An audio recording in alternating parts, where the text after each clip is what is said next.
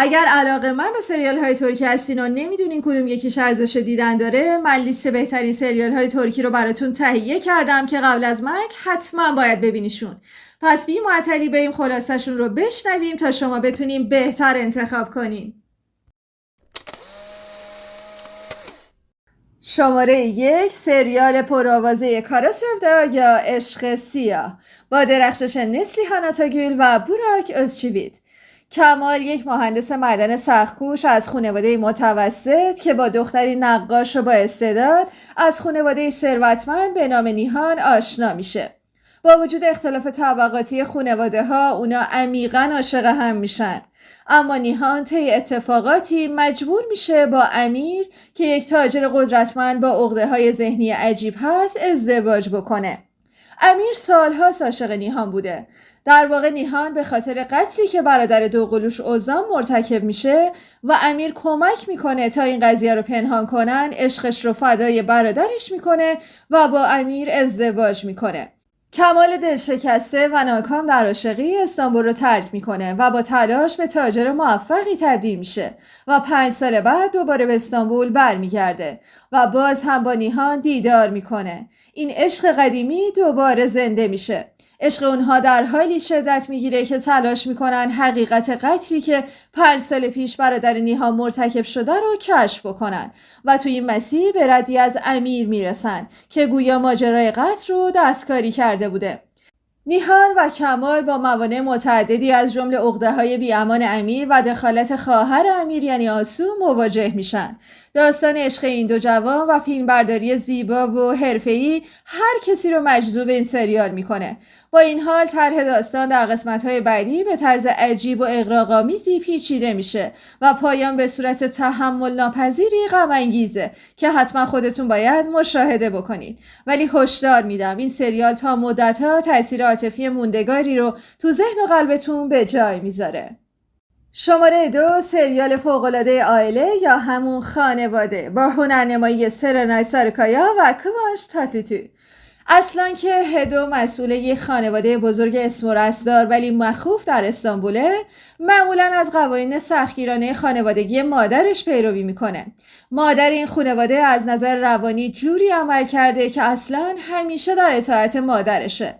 اما وقتی اصلا با زن فوق‌العاده‌ای به نام دوین آشنا میشه، همه چیز تغییر میکنه.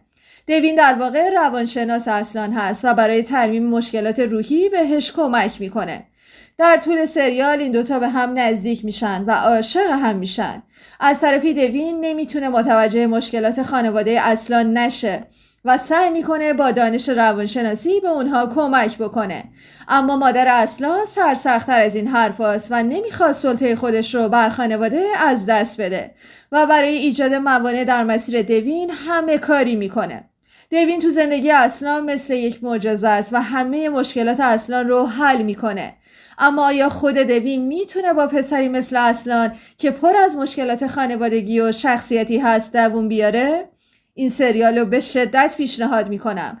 در عین حال که حال هوای عاشقی خوبی داره، برخلاف اغلب سریال های ترکی بسیار آموزنده هم هست.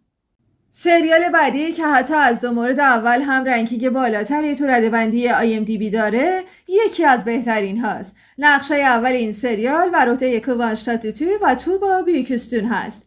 کوانش در نقش جسور پسریه که برای انتقام مرگ پدرش به روستای پدریش برمیگرده. او معتقده که شخصی به اسم تاحسین کرلوداغ مسبب مرگ پدرش هست. اما ملاقاتش با سوهان، دختر همون مردی که مشکوک به قتل پدرش هست، برنامه‌هاش رو به هم میریزه. سوهان دختر بسیار زیبا و مستقلیه که از لحاظ شخصیتی خیلی قدرتمنده. همونطور که قبلا گفتم، توبا بیوکستون جزو 10 بازیگر زیبای ترکیه هست و الحق که این نقش برازندشه. خلاصه جسور و سوهان دچار عشق آتشینی میشن. از طرفی سوهان بین وفاداری به خانواده خودش و عشقی که به جسور داره در تقلاست. ماجرای عشقی این 2 نفر از یک سو و داستان قتل پدر جسور که هنوز پاورجاست از سوی دیگه اوضاع رو در هم تنیده کرده و سریال زیبایی به وجود اومده. اگر این سریال رو ندیدین حتما تو دستور کارتون قرار بدین. شماره 4. اگر میخواید یک داستان عشقی متفاوت به دور از لوسبازی و کلیشه های ترکی ببینید، حتما این سریال انتخاب شما خواهد بود. سریال سیاه بیاز عشق یا عشق سیاه و سفید با بازی درخشان ابراهیم چلیکول و بیرجه اوکالای. ضمن اینکه این سریال هم رنکینگ بسیار بالایی داره. سریال داستان دختری به نام آسله رو روایت میکنه که یک دکتر فداکار و آزاده است. آسله ناخواسته طی یک اتفاقی با یک خلافکار خونسرد و عجیبی به اسم فرهاد برخورد میکنه و تو داستان اون درگیر میشه. فرهاد در واقع واسه پدر بیولوژیکی خودش که آدم مرموزی هست کار میکنه و طبق دستور اون آدم میکشه. فعالیت‌های تبهکارانه فرهاد توسط پلیس آشکار میشه و برادر آسله که پلیسه متوجه میشه خواهرش به دست فرهاد اسیر شده. ولی چه اسارتی که خود آسله به فرهاد دل باخته و نمیخواد بهش پشت بکنه. تو این سریال تقابل زیبای عشق و فعالیت‌های تبهکارانه رو میبینید. جالبه که بدونید بیرجه اوکالای به حدی زیبا و واقعی بازی کرده که تو مصاحبه‌های بعد از این سریال بهش میگفتن تو در اثر فشار و گریه زیاد تو این سریال واقعاً لاغر شدی. اگر سریالی با تمی که ترکیبی از عشق خالصانه و کمی طنز هست میپسندید، این مخصوص شماست. سریال عشق اجاره‌ای یا به ترکی کیرال کاشک جز اون دسته از سریال هاییه که علاوه بر نقدهای مثبتی که داره از طرف مخاطبین هم به عنوان سریال برتر و زوج برتر انتخاب شده. رنکینگش هم بالاست و نقش اصلی به عهده بارش آرتوچ جذاب و الچین سانگوی دوست داشتنی هست که واقعا سنگ تموم گذاشتن. این سریال داستان دختری به نام دفنه رو روایت میکنه که همراه با مادر بزرگ و خواهر کوچیکتر و برادر بزرگترش زندگی ساده‌ای تو پایین شهر استانبول دارن. برادرش اسیر مافیا میشه و چون بهشون بدهی داره نمیتونه از دستشون خلاص بشه. دفنه به عنوان دختری که خرجی خانواده رو با کار کردن تو رستوران میده و احساس مسئولیت میکنه میخواد برادرش رو نجات بده، ولی از کجا چند صد میلیون رو جور بکنه؟ این ور ماجرا پسری به نام عمر ایپلیکچی هست که صاحب یک شرکت مطرح طراحی و تولید کفشه.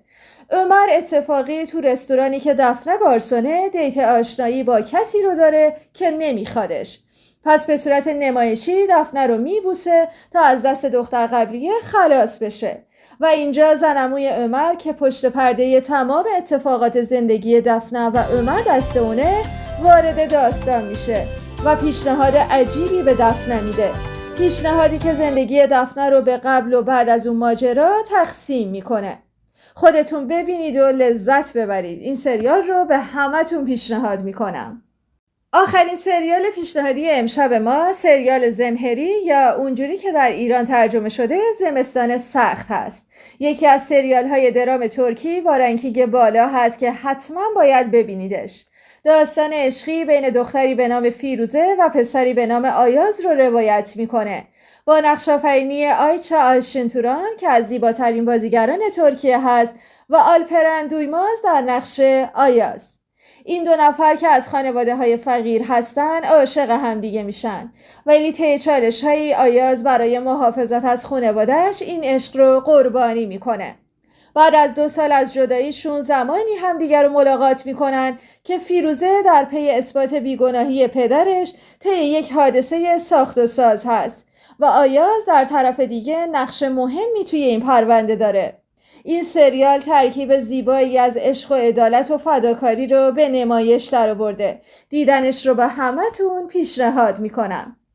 نظرتون در ارتباط با سریال های امشب چی بود؟ کدوم یکیشون رو دیدین یا با خلاصه‌ای که ازشون تعریف کردم مایل به دیدن کدوم یکیشون هستین؟ لطفاً تو کامنت ها برامون بنویسید. متشکرم که همراهمون هستید. مراقب خودتون باشید. خداحافظ.